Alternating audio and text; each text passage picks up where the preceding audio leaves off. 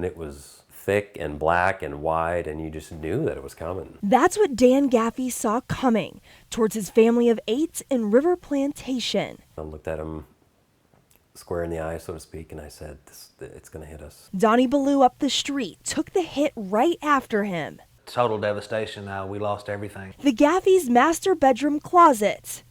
Kicked those things in. Their storm shelter. We still have the same door, and so you can see the dents in it, and you know that that's where we got hammered with debris. The site when all 8 family members and 2 dogs walked out of the shelter. And up the street, luck saved the Ballou family of 3 without a shelter. They go, well, do you have one now? And I was, oh, well, yeah, of course. Ballou installed his shelter into the ground of his garage. This was put in before any of the sheetrock or anything was done.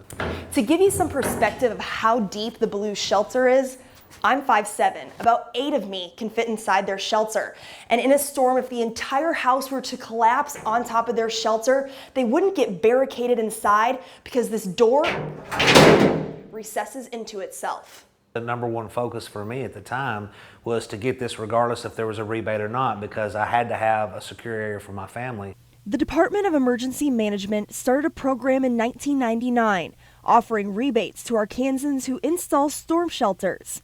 ADEM says the state set aside $1 million to distribute each year. Since then, 23,790 shelter rebates given out. But a waiting list built up in 2012 as the money allotted kept running out. With so many people building shelters this last year, ADEM set aside $2 million. Today, 1,821 people still waiting to get their rebate for building a shelter. We're not telling people not to build those.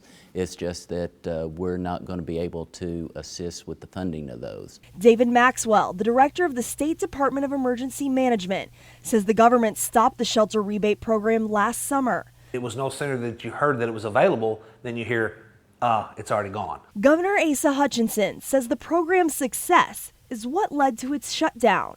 As the word got out about the availability of it, the demand outstripped the resources. Deciding state money would be better allocated to serve a population instead of individuals. Because there's many people that, for various reasons, will not have their own security or want to have the comfort of a higher level of security at a community shelter. ADEM guarantees the $2 million funded for rebates will now go towards community shelters. In the long run, we'll be able to help more people. Well, Gaffey credits his survival to a storm shelter inside their home for quick access.